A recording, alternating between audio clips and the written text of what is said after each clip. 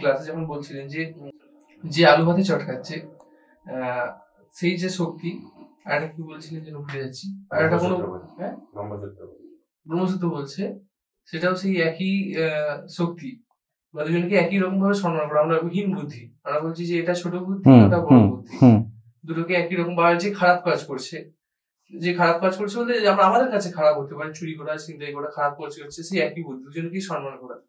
কিন্তু সেটা সম্মান করবো কিভাবে, বা সম্মান করা কেন হবে? সে তো খারাপ কাজ করছে। শ্রীরামকৃষ্ণ একটা কথা, মনুমেন্টের উপর থেকে একটা গাছ আর একটা 10 তলা বিল্ডিং একই রকম দেখায়, ঠিক আছে? এই দুটো জীবনের দুটো দিক। আবারও বলছি, জীবন আগলি বলে শব্দ জানে না, জীবন বিউটি বলে শব্দও জানে না। যদি সৌন্দর্য বলতে হয়, ওই শব্দটি এই আগলিনেস এবং বিউটিফুল এই দুটোর থেকে আলাদা কিছু, ঠিক আছে? তো এই যে খারাপ করছে, যে ভালো করছে, যতক্ষণ পর্যন্ত আমি ওখানে যখন আলোচনা করছিলাম বলেছিলাম বোধ দিয়ে দেখা হয়, ওই বোধের দৃষ্টির সামনে সত্যি কথা বলতে শুধু এক পার্টিসিপেশন দেখা যায়, ভালো আর মন্দ দেখা যায় না, দেখাই যায় না। মহাপুরুষরা যখন ক্ষমা করে তারা এই কথা বলছে না যে তুমি পাপী, আমি তোমায় ক্ষমা করলাম। জগাই বাঁধাই তোর থেকে খারাপ কেউ হয় না, অঙ্গুরিমাল তোর থেকে খারাপ কেউ হয় না, ভেবে দেখো। শ্রীরামকৃষ্ণ গিরিশ তোর থেকে ফালতু লোক হয় না, তবু আমি এত উঁচুতে তোকে ক্ষমা করলাম।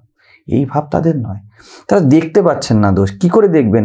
5 লাখ কন্ডিশনিং মিলিয়ে গিরিশ তৈরি হয়, 36 লাখ কন্ডিশন মিলিয়ে অগ্নিমাল তৈরি হয়, ঠিক আছে? এইসব একই সোর্স, বিভিন্ন কার্যকারণ মিলে গিয়ে একটা পরিস্থিতিতে একটা মানুষের একটা স্থিতি আসে, এবং ওই স্থিতি একটা মানুষের জীবনে হয়তো 5000 বার বদলাচ্ছে। কাকে দোষ দেবে, কিভাবে দোষ দেবে? যখন সেই বোধের দৃষ্টি আসে এবং টোটাল জিনিসটাকে দেখা যায়, তখন দোষ দেয় না, দোষ দেওয়া যায় না। গুণ সেটাও দেখা যায় না। মা বলছে দোষ দেখবি নিজের, গুণ দেখবি নিজের, কিছুমাত্র দেখা যায় না, ঠিক আছে? শুধু এক ম্যানিফেস্টেশন দেখা যায়। 20টা কুড়ি আছে আর 20টা ফুটেছে, তাহলে 20টা কুড়ির থাকা 20র দোষ? পুরো গাছ, পুরো মাটি, পুরো সার, আকাশ, জল সব কিছুর সাথে সমাহিত হয়ে গিয়ে ওকে 20 রেখেছে, ঠিক আছে? তো এইভাবে জীবনকে দেখা হয় না। আমি কালী পুজোর সময় বাগানে গিয়ে দেখছি আগের দিন অনেক জবা ফুটেছিল, কালী পুজোর দিন কিছু ফোটেনি। আমরা যে এত কিছু ভাবনা চিন্তা করি যে মায়ের পায়ের জবা হয়ে ওঠ না ফুটে মন, কোথায় ফুটলো? জবা থোড়াই জানে। মায়ের পুজো যদি একটা নির্দিষ্ট দিনেই অনুষ্ঠিত হতো, যদি in the sense of reality একটা দিনেই মায়ের পুজো হতো, তাহলে জবাগুলো ফুটে উঠতো।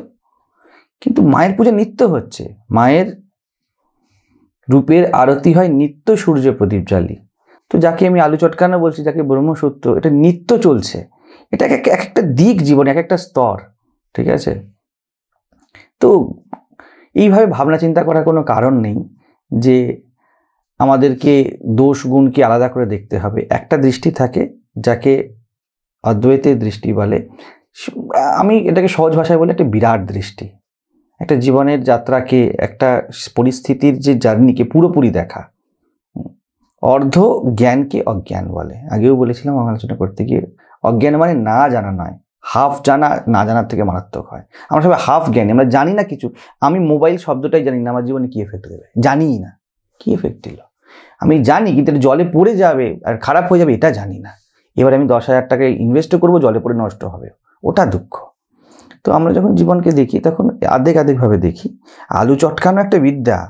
তো শুকনো লঙ্কায় একরকম স্বাদ হয়, পেঁয়াজ দিলে একরকম স্বাদ হয়, কাঁচা লঙ্কার একরকম স্বাদ হয়। হবিষ্যান্নের সাথে যদি তুমি পেঁয়াজ আর রসুন ফোড়ন দিয়ে আলু, তা মোটেই খেতে ভালো লাগবে না। ওখানেও সেই জীবনের একই বিদ্যা, একই স্বাদ ম্যানিফেস্ট করেছে, ওখানেও গহন সৌন্দর্য আছে। ঠিক তেমন ব্রহ্মসূত্রে তার মতো আছে। এতে উঁচু নিচু করে ফেললে আমরা জীবনে অপরিপক্ক। এখন আমাদেরকে ভাবনা চিন্তা করতে হবে, বুঝে যাচ্ছে? কিন্তু হ্যাঁ, আমরা এইভাবে দেখব না যে দুটো একই দরের। দুটো একই দরের বলতে একই পাল্লায় মানে হলো ব্রহ্মসূত্রের 5 মিনিট আর আলুতেও 5 মিনিট। 5 মিনিট আলু চটকানো যাবে, ব্রহ্মসূত্রকে করলে হবে না। ওর দিল আলাদা আছে। হ্যাঁ, ও জীবনের অনেক ঊর্জা চায়, ওটাই ওর রিকোয়ারমেন্ট। আলু তোমার আঙুলের ঊর্জা চায়, ওটাই ওর রিকোয়ারমেন্ট, ঠিক আছে? এবার তুমি আলুর প্রেমে সেই যেটা হয়ে যায় একটুখানি কোমল হয়ে গেলে, হে আলু, হে ফুল, হে পাতা, এইরকম করার যুক্তি নেই। এই যে তেজপাতা এটা গাছে ছিল, দিয়ে একটা কবিতা বলে দিলে হট করে, তো ফোড়ন আর বললো না, তো এর দরকার নেই, অত দূর নয়, বুঝে যাচ্ছে? ওখানে একটা ইউটিলিটেরিয়ান ভ্যালু আছে, টু ইট ফুল প্রেজেন্স দিয়ে সেটা করা উচিত। যখন কিছু ক্ষেত্রে ঠিক ভুল বলা হচ্ছে, তো ঠিক ভুল বলে দর্শক দিক থেকে ঠিক ভুল কিছু নয়, কিন্তু মানে ব্যবহারিক ক্ষেত্রে ঠিক ভুল আমাকে ধরতে হবে। হ্যাঁ নিশ্চয়ই নিশ্চয়ই, যখন ব্যবহারিক ক্ষেত্রে তখন মাথায় রাখতে হবে এটা ব্যবহারিক ক্ষেত্র, এই সচেতনতা ধ্যান থাকতে হবে, তখন অ্যাপ্রোপ্রিয়েট ডিল বিদ্বেষ বা আসক্তিতে পরিণত হবে না। ঠিক আছে, আমি ব্যবহারিক ক্ষেত্রে ইউটিলিটেরিয়ান ওয়েতে একটা জিনিসকে ইউজ করছি, ঠিক আছে?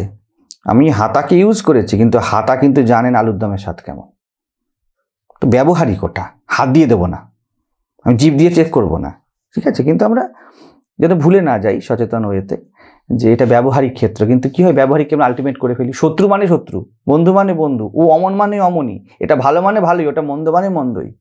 এই জায়গাটা আমাদের আরো ধ্যানী হলে দেখতে পারবো যে এটা আমরাই মানি না হিসাব মতো, কালকের ভালো আজকে মন্দ কি করে হয়, হতে তো পারে না।